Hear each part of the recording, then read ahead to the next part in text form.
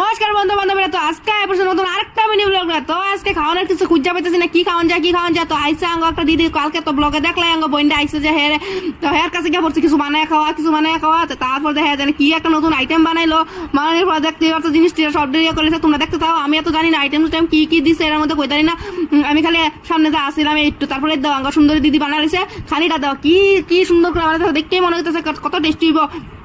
তারপরে দেখো কত স্পিড এর কামের, তো বহুত তাড়াতাড়ি বানাই লাগছে। তারপরে দেওয়া হয়েছে ঘটনা যে তারপরে তোমরা দেখতে থাকো ভিডিওটা। যদি তোমার বানানোর মন যায়, যে খাওয়ানোর মন যায়, তোমরা মনোযোগ দিয়ে ভিডিওটা পুরো লাস্ট পর্যন্ত দেখো, তেমনি পাইলে যাবা।